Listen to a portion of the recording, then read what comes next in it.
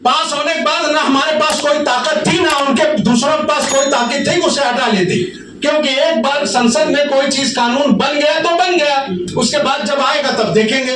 उनको ये नहीं करना है, उनको ये करना है कि इस मुल्क में मुसलमानों को तबाही के रास्ते पे ले जाने का दूसरा साधन क्या है कि मुसलमान और हिंदुओं के बीच नफरत की खाई पैदा हो जाए। उन्होंने अमेंडमेंट बिल के जो चैप्टर्स में जिन जिन चीजों को इंक्लूड किया है उनमें मैं दो चीजों पर आपको बता रहा हूं। उन्होंने एक चीज कहा है भाई औरतों को शामिल करना चाहिए, वो बेवकूफ है, उन्होंने पढ़ा ही नहीं। क्या आपका दिल्ली में ऑलरेडी जो है बोर्ड की चेयरमैन लेडीज रही है, अलग अलग बोर्ड में अलग अलग जगहों पर महिला रही है।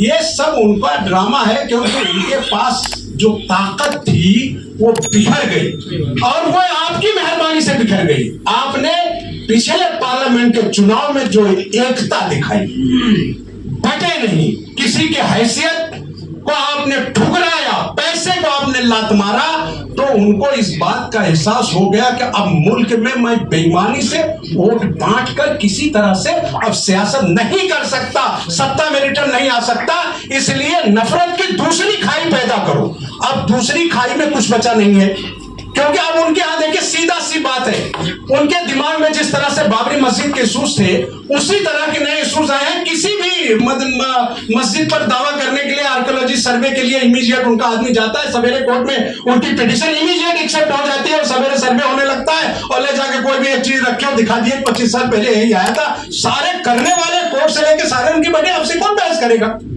तो उन्होंने ये देखा कि बांटने का दूसरा साधन कहां है, तो हमारे लोगों ने इसको फराहम कर दिया, और फराहम करने की जगह उन्होंने ये दिखा दिया कि अगर ये मेरे कब्जे में आए, कब्जे में आना नहीं है, तो इस झगड़े को हम अगले 10 साल खींचकर नई सरकार का डेवलपमेंट कर सकते हैं। ये है उनका मेन मुद्दा है, क्योंकि जिन जमीनों को हम लड़े वो लड़ी रहे ना, और जिन जमीनें जो हमारे हाथ से गई, जिनका शब्बीर भाई ने जिक्र किया, ये सो हमारे नेताओं की देन है ना। जब 2002 की जब आपने उनकी बात की तो उस जमाने में तो कांग्रेस के मंत्रियों के पास ही वो जमीनें कब्जे में थी सर। पदम सिंह पाटिल हो या देशमुख हो या दूसरे हो, वीडियो कॉन हो, जितनी चीजें, मैं तो उस कमेटी में सर्वे कर रहा था ना इनके साथ, जमीयत उलमा के साथ महाराष्ट्र का, तभी मैं जमीयत उलमा का नायब सदर था, और महाराष्ट्र की कमेटी बनवाई बैठा की।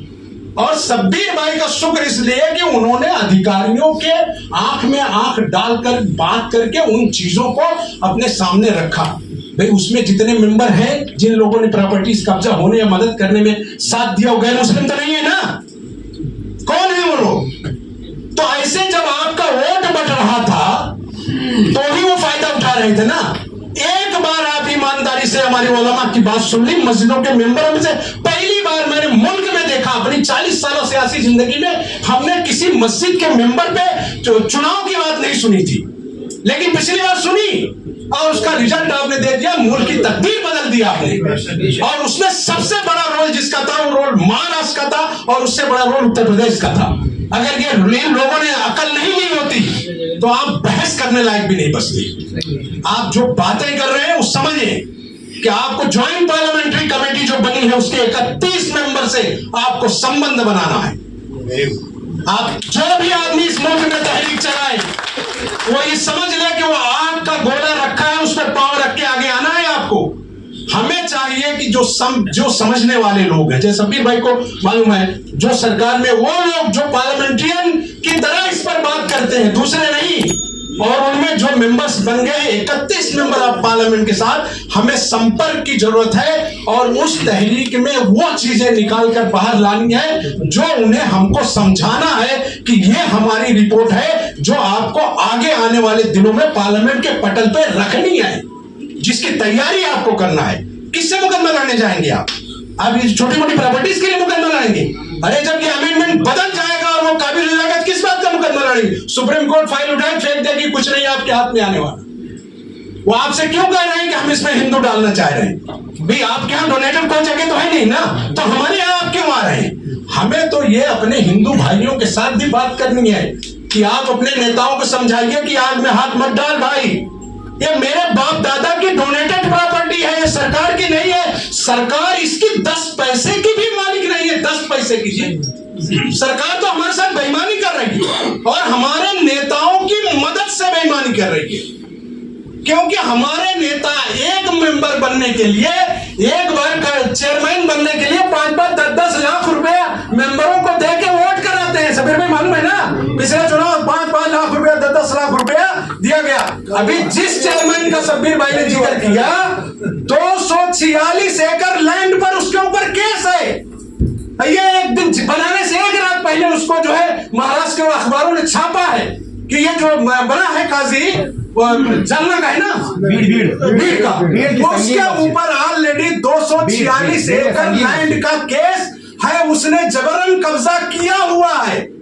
उसके बावजूद ये निकम्मी सरकार उनको बना रही है। तो बहस मेरे भाई महाराष्ट्र की जमीनों का नहीं है, इस मुल्क के 20 से 30 करोड़ मुसलमानों के मुस्तकबिल का इससे सवाल जुड़ा है। सिर्फ जमीनों का मुद्दा नहीं है, इससे जुड़े आपकी पूरी सियासत है, सारे मदारिस हैं, आपके मकतबी फिक्र की जितनी सोच है इसी पर टिकी है कि अगर इस पर काबिज हो गया तो ये दाढ़ी भी रखने की नौबत आपको मुश्किल कर देंगे। वो ये हमारा झगड़ा है। झगड़ा ये नहीं है कि निजामुद्दीन नाइम ने आपकी 5 एकड़ प्रॉपर्टी ले लिया या अडानी अंबानी ने आपकी प्रॉपर्टी ले लिया तो आप भूखे मरने वाले हैं। आप अल्लाह पर तवक्कुल करिए, आपके लिए जो फिक्स है, मरने के आखिरी दिन तक, पैदा होने से लेके अभी तक सारे मामला कुदरत ने आपका पहले से तय कर रखा है। तो हमें इसका डर नहीं है।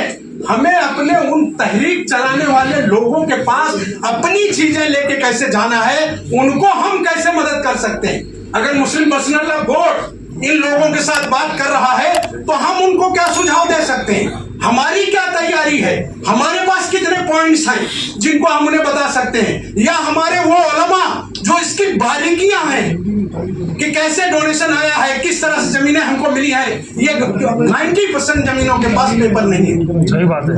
बाप दादा को थोड़ी पता था कि ये सब दिन आने वाले। उन्होंने तो अपने बच्चों के लिए, अपने कौम के मुस्तकबिल के लिए आपको डोनेट किया और दे दिया। तो ये मुद्दा है कि पार्लियामेंट्रियन के सामने आप प्रेजेंटेशन कैसे करेंगे। लीगल पे आपके पास बड़े बड़े लोग हैं और वो तमाम पॉलिटिशियंस जो इस वक्त संसद में बोल रहे हैं, आप उन पर वाच रखिए और उनको भी आप अगर गाइड करने का मौका मिले तो इस तहरीक औकाफ के सत्र के साथ चर्चा करके हमें उसका साथ करना चाहिए। शुक्रिया। तो ये कानूनी लड़ाई तो लड़नी पड़ेगी, क्योंकि अगर कहा जा रहा है कि लोगों की आंखें क्यों खुली है, क्योंकि अगर तीसरा लैंडमैन हमारा है तो हकीकत में हम यूं क्यों है, क्या वजह ये है कि हम लोग की आलसीपना, हमारे को ये कोशिश करना कि ए जा रहा है तो उसको पकड़ के निकालना, हम उस पर ही लगे रहते थे। और हमने हमारी चीजों के, क्योंकि वक्फ जो है एक तरह से दान हमारे पुरखों ने ये दिया है और अपने समाज में अच्छे काम करने के लिए दिया है। बदकिस्मती से उतना वक्फ की प्रॉपर्टी होने के बावजूद आज तक कोई ऐसा काम नहीं हुआ जो हम बता सके कि वक्फ के हमारे जो बुजुर्गों ने जो छोड़ा था उससे हमने ये कर पाया है कि नहीं भाई साहब। मैं अगर रॉन्ग कह रहा हूं तो कोई भी आदमी मुझे रोक के कह सकता, क्योंकि सब मेरे बुजुर्ग हैं यहाँ। तो मेरा ये कहना है कि आपको कलेक्टर ये जितने भी पॉइंट्स हैं, अभी तो ज्वाइंट पार्लियामेंट्री कमेटी में गया है, आप बहुत से ऐसे सरकार में लोग हैं, सहयोगी लोग होंगे इस सरकार में जो आपके साथ इसमें कंधे से कंधा मिला के चलेंगे। मैं भी एक ऐसे पक्ष में गया हूं। अगर आपको नहीं, इसमें हंसने की बात नहीं है, देखो ये बात मैं जो बोल रहा हूं मैं आपको डंके की चोट में बोल रहा हूं। सबसे पहले मैं क्या हूं, जियाउद्दीन सिद्दीकी हूँ और मेरे पुरखों की ये जमीन है और की दी गई थी, वक्फ की गई थी, मतलब दान जिसको कहते हैं, राइट, कि हमारे समाज के लिए दी गई थी। तो वहां भी हमारा लीडर हो, कांग्रेस के लीडर हो, मगर ये बोलने में action and words should go together. हम बोले कुछ करे कुछ नहीं चलेगा और हमको हर तरह की लड़ाई लड़नी पड़ेगी, कानूनी लड़ाई, सियासी लड़ाई, क्योंकि अगर अब सो गए तो मैं समझता हूँ हमेशा के लिए अल्लाह ने चाहा ऐसा वक्त नहीं आएगा।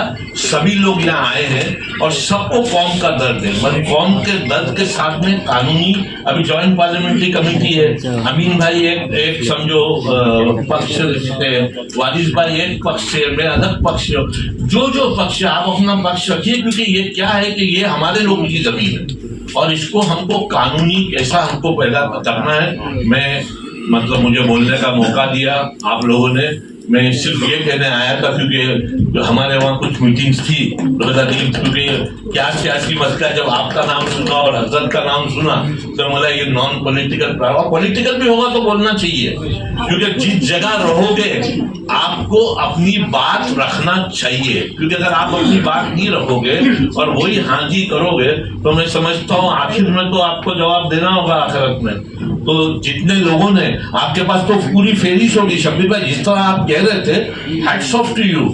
तो जिन जिन लोगों में, क्योंकि थोड़ी बहुत हम पढ़ते थे, क्योंकि इससे मैं समझता हूँ अमीन भी दूर रहा, अमीन वक्त से अमीन भी कभी कभी मेंबर नहीं बना, ना मैं बना, ना मेरा बच्चा बना, क्योंकि हम देखते रहे कि इसमें क्या होता है। बहुत अच्छी तरह लोग भाड़े पे दे देते थे जमीन, राइट है। सो मतलब जो चीज का भाड़ा समझो, अगर आज की तारीख में रेंट एक्ट के हिसाब से 200 रुपया फुट भाड़ा होगा तो 2 पैसे फुट में दे दिए और बोले ये तो भाई पगड़ी की थी हमने दे दिया।